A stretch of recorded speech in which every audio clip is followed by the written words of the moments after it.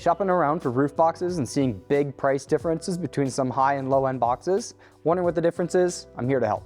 I'm Tom from AQ Outdoors, home of Roof Racks Calgary and Roof Racks Edmonton, and we're going to explain a little bit of the difference between some of the high-end Thule specific cargo boxes and some of the more price point options out there from brands like Sport Rack and Rhino Rack.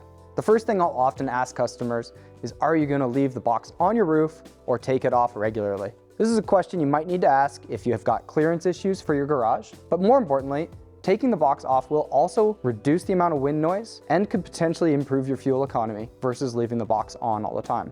Less expensive boxes have harder to remove fasteners. You're typically looking at metal plates, U-brackets, and thumb screws. It can be about a 10-minute job, maybe 15 minutes to take the box off of your vehicle. A little bit more expensive boxes, such as Rhino Rack or Thule, are going to have quick removable fasteners. There's simply a hand dial on all four corners, and you can remove the box off of your vehicle in under 5 minutes.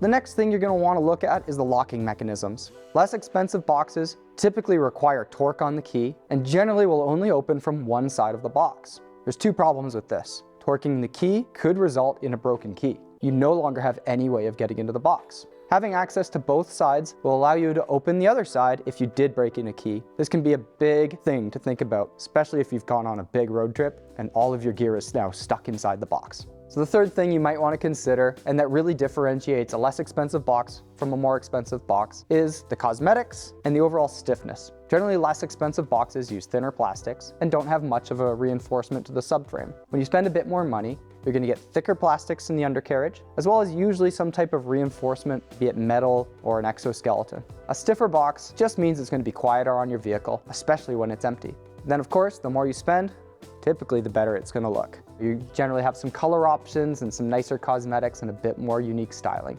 So those are the three main things to consider when you're comparing less expensive to more expensive boxes. How it's going to fit on your vehicle and ease of removal, the locking mechanism and access to both sides of the cargo box, and the overall construction, materials, and appearance on your vehicle.